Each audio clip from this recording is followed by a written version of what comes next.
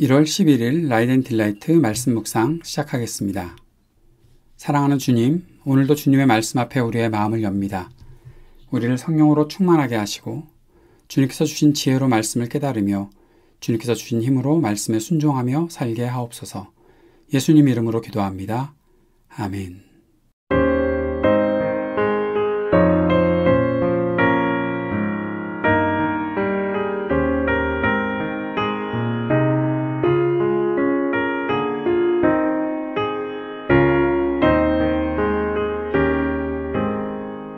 충성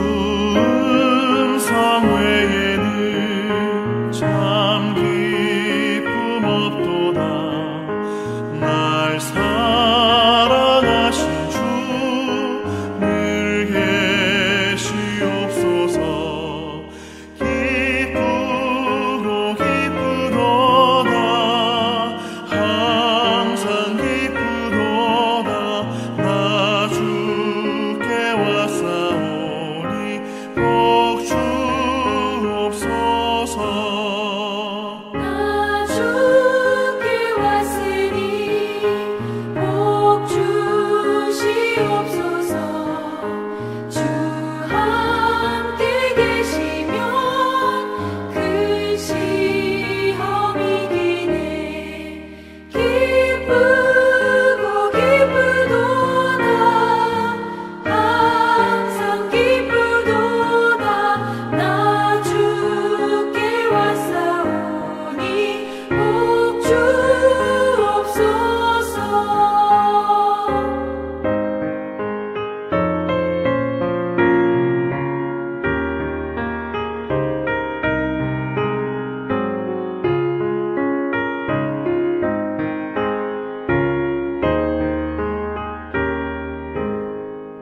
주 떠나가시면 내 생명 헛되네. 기쁘나 슬플 때 늘 계시옵소서. 기쁘고 기쁘도다. 항상 기쁘도다. 나 주께 왔사오니 복 주옵소서. 그 귀한 언약을 이루어 주시고 주 명령 따를 때 늘 계시옵소서. 기쁘고 기쁘도다. 항상 기쁘도다. 나 주께 왔사오니 복 주옵소서.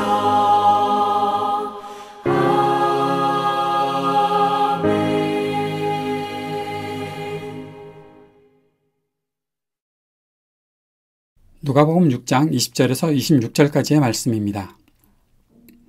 예수께서 눈을 들어 제자들을 보시고 말씀하셨다. 너희 가난한 사람들은 복이 있다. 하나님의 나라가 너희의 것이다. 너희 지금 굶주리는 사람들은 복이 있다. 너희가 배부르게 될 것이다. 너희 지금 슬피 우는 사람들은 복이 있다.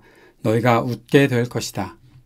사람들이 너희를 미워하고 인자 때문에 너희를 배척하고 욕하고 너희의 이름을 악하다고 내칠 때에는 너희는 복이 있다. 그날에 기뻐하고 뛰놀아라. 보아라, 하늘에서 받을 너희의 상이 크다. 그들의 조상들이 예언자들에게 이와 같이 행하였다. 그러나 너희 부요한 사람들은 화가 있다. 너희가 너희의 위안을 받고 있기 때문이다. 너희 지금 배부른 사람들은 화가 있다. 너희가 굶주리게 될 것이기 때문이다. 너희 지금 웃는 사람들은 화가 있다. 너희가 슬퍼하며 울 것이기 때문이다. 모든 사람이 너희를 좋게 말할 때 너희는 화가 있다. 그들의 조상이 거짓 예언자들에게 이와 같이 행하였다. 누가복음 6장 말씀에서는 예수님께서 산에서 기도하시고 또 제자들 사도들을 12명이 누구인지 그렇게 선택하시고 또 사람들에게 말씀을 가르치시고 또 병을 고치시고 귀신을 내쫓으시면서 있었던 일들을 말씀하고 있고 그 이후에 이제 눈을 들어서 제자들을 보시고 말씀하시는 장면이 나타나 있습니다. 예수님께서 산 위에서 내려오셔서 평지에 서셨다라고 이 6장에서 말씀이 진행되기 때문에 6장 말씀을 누가복음 6장 말씀을 가리켜 평지 설교라고 하고, 비슷한 내용이 마태복음 5장부터 이어지는 산상수훈, 예수님께서 산에 올라가셔서 제자들을 가르치셨던 그 장면이 있기 때문에 누가복음에 나타난 이 부분과 마태복음 5장부터 있는 이 부분이 비슷하기도 하고 다르기도 하고, 이것은 어떤 것인가라는 생각들을 많이 하게 되고 비교 분석하기도 합니다. 똑같은 말씀을 전하셨을까? 그것을 누가와 마태가 완전히 다른 관점으로 기록했을까? 그렇다기보다는 예수님께서 3년 동안이나 가르치셨기 때문에 제자들의 삶에 대해서 다른 형태의 또 다른 말씀을 하신 것은 아닐까, 그런 생각을 하고서 보는 것이 훨씬 더 이해가 쉬울 것 같다는 생각을 합니다. 대신 오늘 말씀에서 읽었던 누가복음 6장 20절부터 26절에서는 사복사화라고 하는 네 가지의 복 있는 사람들에 대해서 말씀하셨고, 또 네 가지 화를 입을 사람들에서 말씀하셨다는 것을 우리가 조금 더 집중해서 볼 필요가 있죠. 마태복음에서는 분명히 팔복을 말씀하셨던 것을 보게 됩니다. 오늘 본문을 조금 집중해서 보면 딱 비교가 되는 것을 보게 됩니다. 20절에서 너희 가난한 사람은 복이 있다. 또 21절에서 너희 굶주린 사람들은 복이 있다. 또 너희 슬피 우는 사람들은 복이 있다. 그렇게 말씀하시고, 또 너희를 미워하고 인자 때문에 너희를 배척하고 욕하고 너희 이름을 악하다고 내칠 때에, 그렇게 고난당하고 핍박당할 때 그렇게 너희에게 복이 있다라고 말씀하셨던 것에 비해서 사화에 나오는 부요한 사람들은 화가 있다. 너희 배부른 사람들은 화가 있다. 또 웃는 사람들은 화가 있다. 너희를 사람들이 좋게 말할 때 화가 있다라고 보면서 이 네 가지와 네 가지가 다른 부분들을 말하고 있음을, 비교돼서 말하고 있음을 우리가 볼 수 있습니다. 이 내용들을 보면서 누가는 왜 이 말씀들을 더 중요하게 생각하고 이런 부분들을 기록했을까 하는 것을 우리가 생각해 볼 수 있어야 하겠죠. 마태복음 이야기는 마태복음에서는 계속 복 있는 사람들에 대해서만 이야기했었기 때문에 그것이 어떤 뜻으로 기록이 되어 있을까 좀 생각하면서 묵상하면 좋을 것 같습니다. 예수님은 마태복음에서도 그렇고 누가복음에서도 그렇고 공통된 것은 제자의 삶이 어떤 것인지 말씀하셨다는 것을 우리가 보게 됩니다. 제자들을 가리켜서 그들을 향해서 말씀하셨던 것이죠. 너희들이 복 있는 사람인데 그 복 있는 사람으로서의 너희의 삶이 어떻다라는 것들을 말씀하셨던 것입니다. 10년이 가난한 사람, 애통한 사람으로 시작하는 팔복에서도 쭉 그렇게 복 있는 사람이 어떻다라는 것들을 말씀하셨고, 오늘 나타나 있는 6장에서 20절부터 사복에 대해서 말씀하셨던 것을 보게 되는데, 산상수훈과 평지설교의 차이 중에 하나는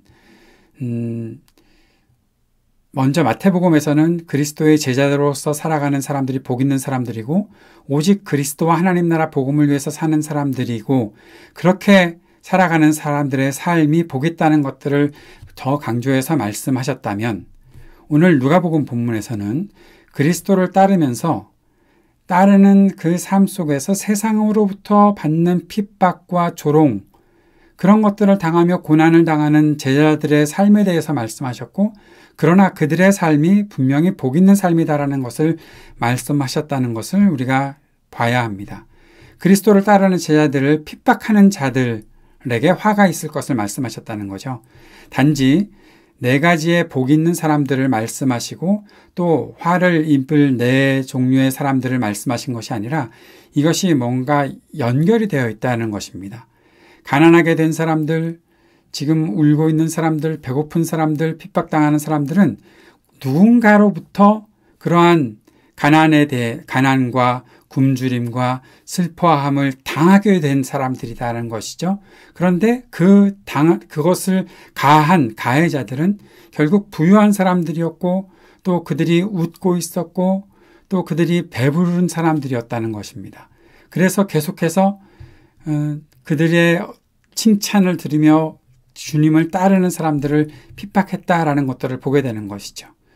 제자들, 그리스도를 따르는 사람들은 분명히 핍박과 고난 가운데 살고 있지만 그러나 그들의 삶은 복되고 그리스도를 따르는 제자들의 삶, 그렇게 그리스도를 끝까지 따르려는 사람들을 핍박하는 사람들이 있을 텐데 그들은 분명히 화를 입게 될 것이다라고 주님이 말씀하셨다라는 것입니다.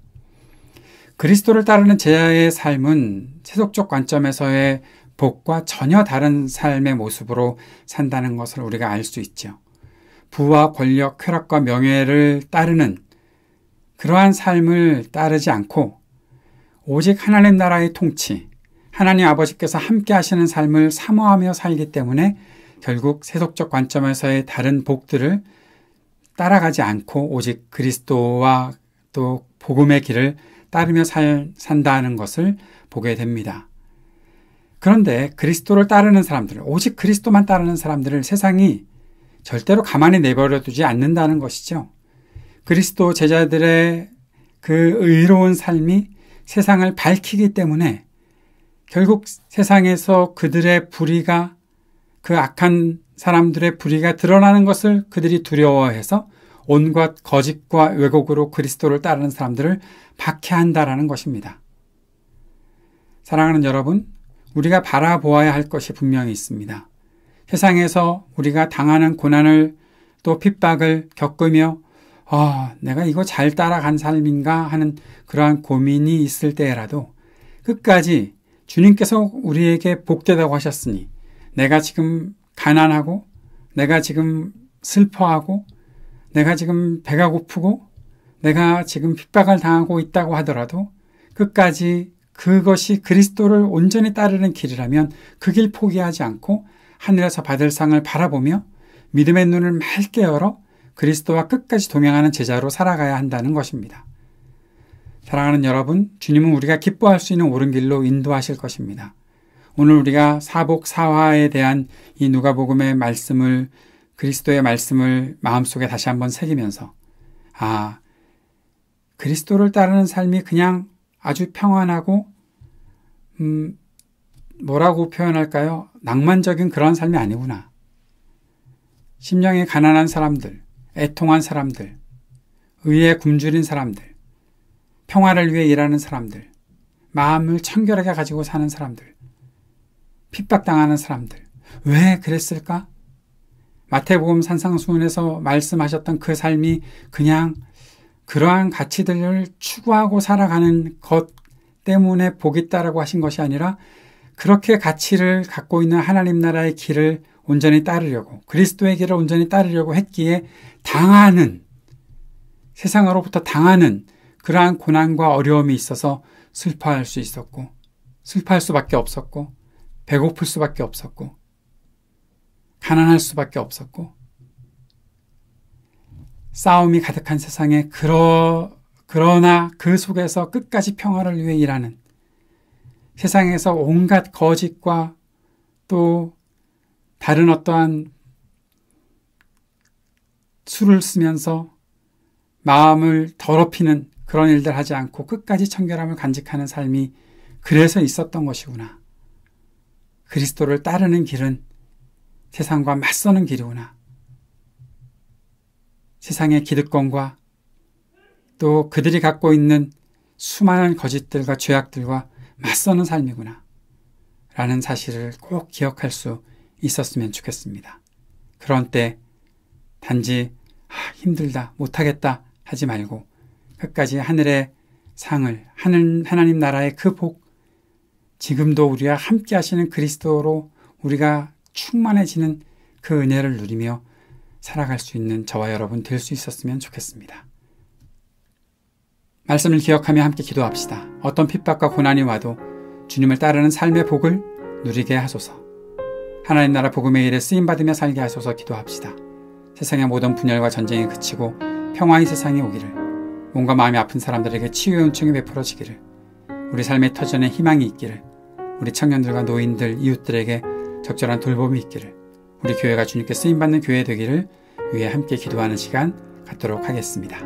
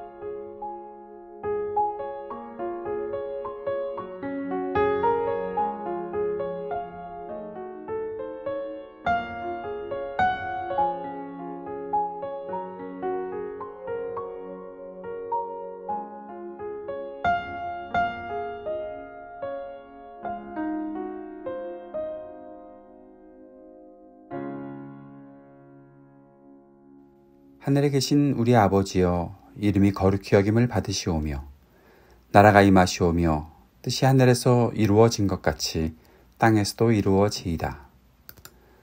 오늘 우리에게 일용할 양식을 주시옵고 우리가 우리에게 죄 지은 자를 사하여 준 것 같이 우리의 죄를 사하여 주시옵고 우리를 시험에 들게 하지 마시옵고 다만 악에서 구하시옵소서. 나라와 권세와 영광이 아버지께 영원히 있사옵나이다. 아멘.